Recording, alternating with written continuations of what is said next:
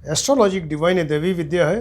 अभी जो आजकल टॉपिक चल रहा है वो फोर्थ हाउस से रिलेटेड चीज़ें आपको बता रहे हैं। तो फोर्थ हाउस से आप बहुत सारी चीज़ें बता सकते हैं। तो उसमें पिछले लेक्चर्स में हमने आपको फोर्थ हाउस से रिलेटेड मदर के बारे में बहुत सारी चीज़ें बताई कि मदर के बारे में, माँ के बारे में आप फुल डिटेल्स जो है बता सकते हैं फोर्थ हाउस से। तो ये फर्स्ट है, लग्न है, second, third and fourth house जो कुंडली का एक इम्पॉर्टेंट केंद्र स्थान है। तो इससे आपने मदर के बारे में हमने आपको बताई चीज़ें। आज जो टॉपिक है वो है अचल संपत्ति यानी इमूवेबल प्रॉपर्टी और ज़मीन मकान, इससे रिलेटेड चीज़ें भी आप कुंडली देख के बता सकते हैं। तो इससे रिलेटेड जो चीज़ें बताएंगे आप, उसके लिए आप फोर्थ हाउस देखिए कुंडली का। फोर्थ में कौन सी राशि, फोर्थ में कौन सा ग्रह बैठा, किस ग्रह की दृष्टि है, और इसके अलावा इसका लॉर्ड, इसका स्वामी जो है वो योग कारक है, मारक है, और कुंडली में कहाँ बैठा है, केंद्र में है, त्रिकोण में है, या 6, 8, 12 में बैठ गया, या अपनी उच्च राशि, स्वराशि, या मित्र राशि, या नीच राशि में बैठ गया। ये सारी चीज़ें देखनी पड़ेंगी। इसके अलावा फोर्थ के जो कारक ग्रह हैं, फोर्थ के 3 कारक ग्रह होते हैं, चंद्रमा, शुक्र और बुध, इनके बारे में भी देखना पड़ेगा। तो ये सारी चीज़ें देख के आप बता सकते हैं कि व्यक्ति के जीवन में ज़मीन, मकान, अचल संपत्ति का सुख लिखा है, ये चीज़ें उसको मिलेंगी या नहीं मिलेंगी, उससे क्या लाभ होगा, और ये हो सकता है कि न मिले तो, या उससे कोई लाभ न मिले, या अगर हैं ज़मीन मकान लेकिन उसकी वजह से वो उसको परेशानियां हैं, कुछ परेशान है, या वो ज़मीन मकान है लेकिन बाद में वो डिस्ट्रॉय हो जाए और उसका नाश हो जाए। तो इसके बारे में चीज़ें आज डिस्कस करते हैं। तो पहले देखते हैं कि व्यक्ति के जीवन में ज़मीन, मकान, अचल संपत्ति का सुख लिखा है कि नहीं लिखा। तो उससे रिलेटेड बहुत सारे योग हैं। तो उन योगों में कुछ इम्पॉर्टेंट योग आपको बताते हैं कि एक तो आप देखिए फोर्थ स्थान कुंडली का जो है, इसमें अगर कोई शुभ ग्रह बैठा हो, कोई शुभ ग्रह का मतलब बृहस्पति है, शुक्र है, चंद्रमा है, बुध है, ये सब अगर बैठे हों और अपनी उच्च या स्वराशि में बैठ जाएँ, उनके ऊपर अगर शुभ ग्रह की दृष्टि भी हो जाए, तो ऐसे व्यक्ति को जीवन में ज़रूर ही ज़मीन और मकान का फ़ायदा होगा। ये चीज़ें उसको मिलेंगी, राइट। मान लीजिए कि फोर्थ का लॉर्ड जो है, फोर्थ का लॉर्ड वही यहाँ बैठ जाए फोर्थ स्थान में, राइट। चतुर्थ स्थान का लॉर्ड का मतलब चतुर्थेश, वही यहाँ बैठ जाए चतुर्थ स्थान में, उसके ऊपर शुभ ग्रह की दृष्टि हो जाए, तब भी व्यक्ति को ज़मीन और मकान का फ़ायदा होगा। ये चीज़ें मिलेंगी उसको। मान लीजिए कि शुभ ग्रह हैं, बृहस्पति हैं, शुक्र हैं, चंद्र हैं, ये सब योग कारक होके और स्ट्रांग होके और अच्छी डिग्री लेके अगर यहाँ बैठ जाएं, उनके ऊपर शुभ ग्रह की दृष्टि हो जाए, तब भी व्यक्ति को ज़मीन मकान का फ़ायदा होगा। मान लीजिए कि ये सेकंड और 11th का लॉर्ड, राइट, ये द्वितीयेश, सेकंड क्या है, मनी स्थान, बैंक बैलेंस, 11th मतलब व्यक्ति का जो इनकम वाला घर है या उसके प्रॉफिट का घर है। तो सेकंड और 11th का लॉर्ड ये अगर यहाँ फोर्थ स्थान में बैठ जाए, उन पर शुभ ग्रह की युति दृष्टि हो जाए, तो व्यक्ति को जीवन में ज़रूर ही ज़मीन और मकान का फ़ायदा होगा। मान लीजिए कि फोर्थ स्थान में सूर्य बैठ जाए, सूर्य जो है स्ट्रांग होकर बैठ जाए, मान लीजिए अपनी उच्च राशि में ही बैठ जाए। उच्च राशि का मतलब कि वो मेष राशि में बैठ जाए, एक्सल्टेड राशि में बैठ जाए, और उस पर शुभ ग्रह की युति दृष्टि हो जाए, तो व्यक्ति को अवश्य ही जो है बढ़िया सुंदर मकान मिलेगा। मान लीजिए कि ये फोर्थ हाउस में चर राशि हो। चर राशि क्या है, 1, 4, 7, 10, ये 4 राशियाँ चर राशि कहलाती हैं। तो अगर यहाँ चर राशि हो और फोर्थ का लॉर्ड जो है वो भी अगर चर राशि में हो, तो ऐसे व्यक्ति को फिर बहुत सारे मकान मिलते हैं। वो एक के बाद एक मकान बदलता रहता है और उसके पास कई मकान होते हैं। मान लीजिए फोर्थ का लॉर्ड जो है चतुर्थेश, इसका संबंध लग्नेश के साथ हो जाए, लग्न के लॉर्ड से, या पंचम के लॉर्ड पंचमेश से हो जाए, सप्तमेश से हो जाए, नवमेश यानी भाग्य के स्वामी से हो जाए, दशमेश या एकादशेश से हो जाए। तो ये संबंध कैसा हो, यानी राशि परिवर्तन, यानी एक दूसरे के घर में बैठ जाएं, एक दूसरे की राशि में बैठ जाएं, या एक दूसरे पर दृष्टि दें तो दृष्टि परिवर्तन हुआ, या एक दूसरे के साथ ही बैठ जाएं कुंडली में, तो वो तब भी संबंध होगा। तो चतुर्थेश का संबंध जब लग्नेश से, पंचमेश से, सप्तमेश से, नवमेश से, दशमेश या एकादशेश से होगा, तो ऐसे व्यक्ति को ज़रूर ही बढ़िया मकान, सुंदर मकान मिलेगा।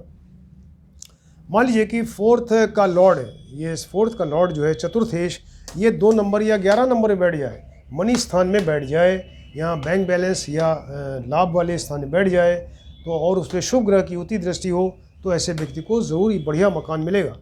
मान लीजिए कि फोर्थ का लॉर्ड जो है वो सप्तमेश से के साथ रिलेटेड हो, यानी फोर्थ के लॉर्ड का संबंध सप्तमेश से हो, तो ऐसे व्यक्ति को अपनी वाइफ से या ससुराल से की हेल्प से उसको ज़मीन मकान की प्राप्ति होगी।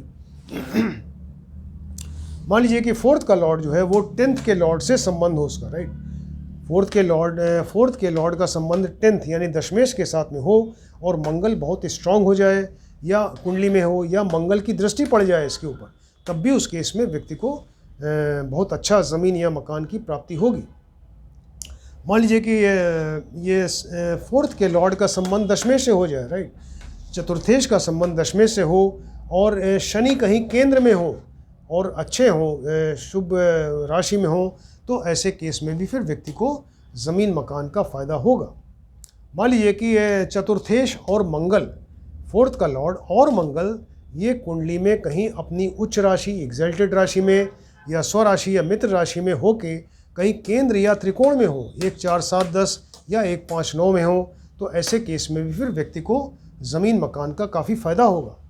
या मान लीजिए कि फोर्थ का लॉर्ड है वो गुरु के साथ बैठ जाए, गुरु के साथ बैठ के अपनी बैठा हो, या दोनों जो हैं वो फोर्थ का लॉर्ड और गुरु अपनी उच्च राशि स्वराशि या मित्र राशि में हो और केंद्र त्रिकोण में हो कहीं पे, तो ऐसे केस में भी फिर व्यक्ति को बहुत ज़्यादा बढ़िया जो है ज़मीन मकान की प्राप्ति होगी। मान लीजिए कि ये फोर्थ का लॉर्ड है चतुर्थेश और दशमेश मिलके, फोर्थ का लॉर्ड चतुर्थेश और दशमेश के ऊपर अगर शनि प्लस मंगल का प्रभाव हो जाए, यानी शनि मंगल साथ में बैठ जाएं या शनि और मंगल की दृष्टि हो जाए, तो व्यक्ति के एक से ज़्यादा मकान होते हैं, उसको बहुत सारे मकान होंगे उसके। तो देखिए शनि और मंगल का कॉम्बिनेशन कुंडली में अच्छा नहीं माना जाता, ये हमेशा कष्ट देता है, इसकी वजह से जातक को बहुत तकलीफ होती है। लेकिन यह शनि और मंगल का कॉम्बिनेशन यहाँ ज़मीन मकान के कनेक्शन में बहुत बढ़िया माना जाता है। और अगर फोर्थ के लॉर्ड यानी चतुर्थेश दशमेश के ऊपर, फोर्थ चतुर्थेश और दशमेश के ऊपर अगर शनि मंगल का प्रभाव हो, तो ऐसे व्यक्ति को फिर एक से ज़्यादा उसके मकान या ज़मीन होती है।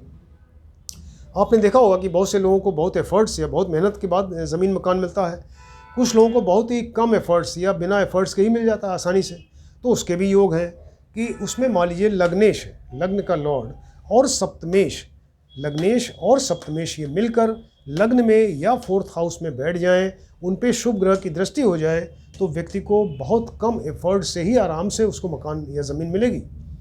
और भी हैं, मान लीजिए कि नौमेश है, व्यक्ति का भाग्य है ये नौमेश यानी भाग्येश, तो नौमेश जो है वो कहीं केंद्र में हो, राइट।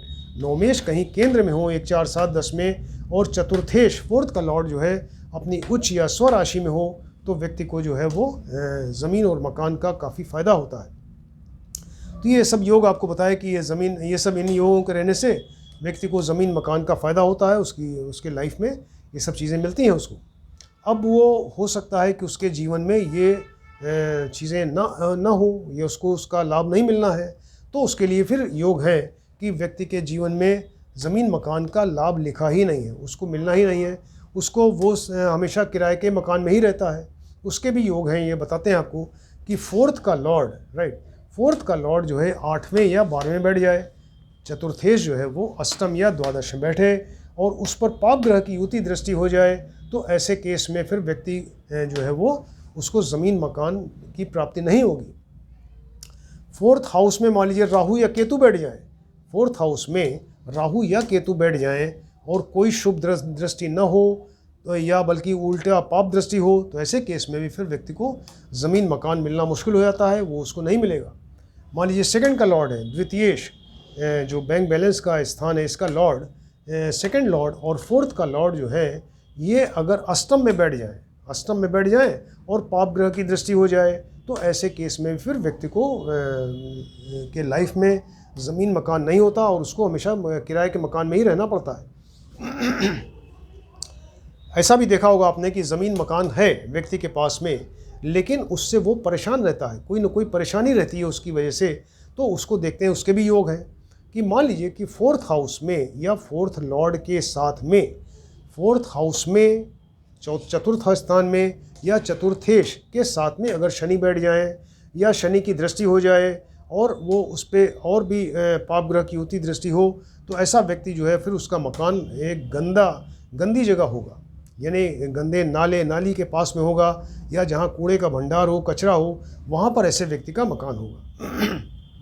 राइट।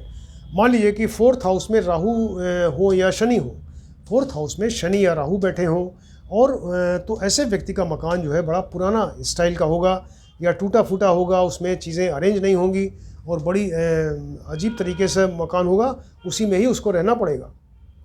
राइट।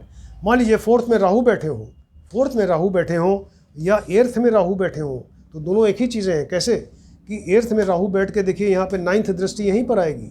8th में अगर राहु बैठेंगे तो 1 2 3 4 5 6 7 8 9, तो राहु यहीं बैठ जाए 4th में, या अगर यहाँ से बैठकर इसके ऊपर दृष्टि देंगे तो उस केस में फिर ये जो है यहाँ पर सर्प का निवास होगा, क्योंकि राहु क्या है, राहु जो है स्नेक है, सांप है, सर्प है।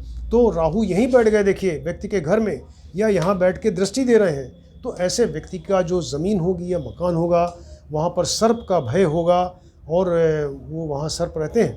राइट।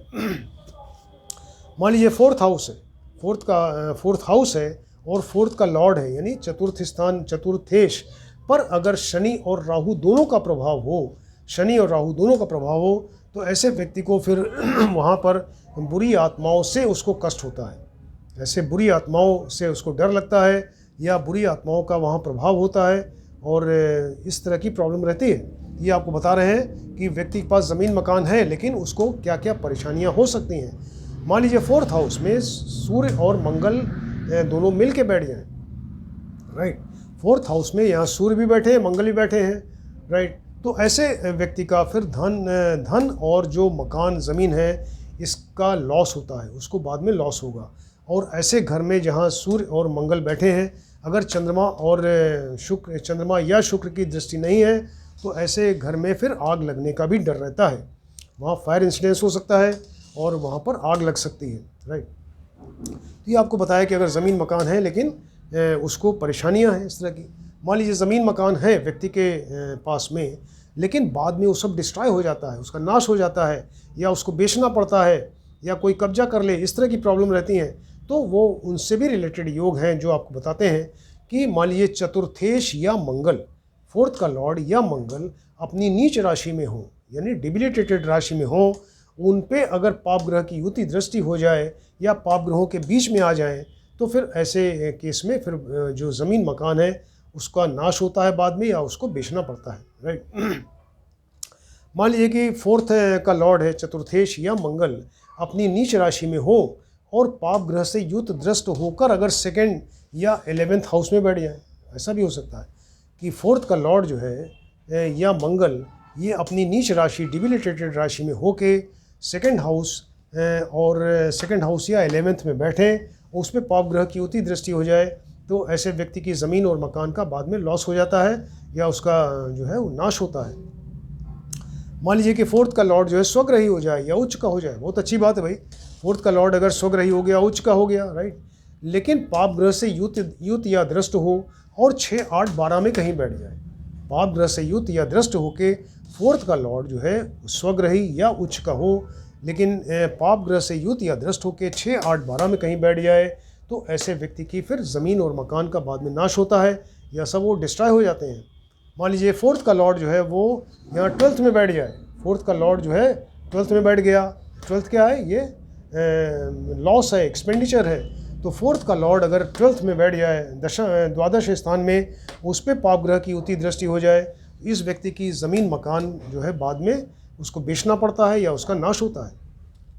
तो इतने सारे आपको योग बताए कि अचल संपत्ति, ज़मीन मकान से रिलेटेड तमाम योग हैं कि व्यक्ति के जीवन में अगर ये सारी चीज़ें लिखी हैं तो उससे रिलेटेड क्या योग हैं, आप कैसे देखेंगे। अगर वो नहीं लिखी हैं ऐसी चीज़ें, उनका लाभ नहीं है या सुख नहीं है, तो वो ऐसे उसके भी योग हैं। या अगर है ज़मीन मकान तो उससे क्या परेशानियाँ उसको झेलनी पड़ती हैं, वो भी आपको बताया। इसके अलावा ज़मीन मकान अगर है लेकिन बाद में वो नाश हो जाए, उनका वो डिस्ट्रॉय हो जाए या उसको बेचना पड़े, तो उससे भी रिलेटेड चीज़ें आपको बताई। तो ये सब कितना इंटरेस्टिंग है, देखिए ये सब चीज़ें आप ठीक से स्टडी करिए और इसको देखिए। Thank you.